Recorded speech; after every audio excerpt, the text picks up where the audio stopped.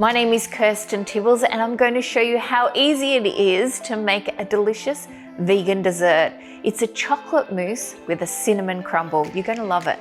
When I'm making products, any sort of recipe, I like to know where my ingredients come from. The chocolate I use is made from 100% sustainable cocoa beans. To start, we're going to create the crumble. So it's brown sugar, a plant-based butter. Combine those two together.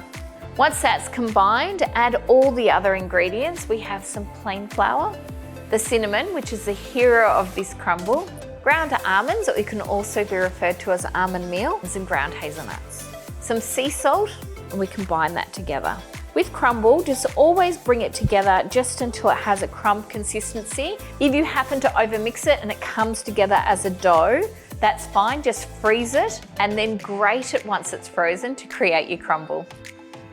Spread it out onto the baking tray.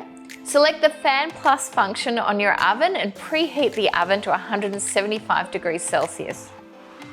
Place the tray on shelf position 2. When we're making a chocolate mousse and we're not adding dairy to it, we need something to lighten the mousse, so I'm going to make an aquafaba meringue. We do that by using chickpeas. We drain the chickpeas off and we're left with the brine. Combine it with sugar. I've placed that on induction setting 5 for 10 to 12 minutes until it's reduced. Crumble is baked. We now set it aside to cool down completely. Once the crumble has cooled, simply pick it up, place it into a bowl and keep it airtight. I have cream of tartar here.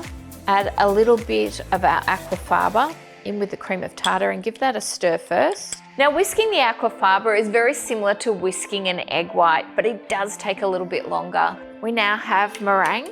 This is fantastic for so many different applications once you master it, and it's so easy to create.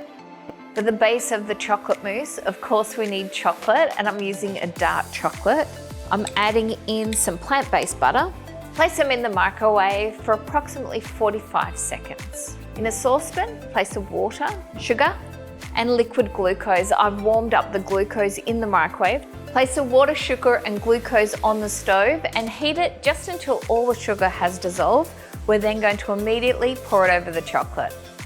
Give it a whisk until all the chocolate is completely melted and combined. Now to combine the two elements to make our delicious and creamy chocolate mousse. Grate the aquafaba in, fold it through. We try to maintain as much air as possible in the aquafaba so it stays nice and light. We top it with some of our delicious cinnamon crumble. More mousse on top because this is so good, you're never going to have enough. These little beauties now go in the fridge for at least 2 hours or until they're set. These mousses are set to serve. We're going to top them with some additional crumble. This is such a beautiful recipe, and once you create it, you'll see how easy it is to make beautiful and decadent vegan desserts.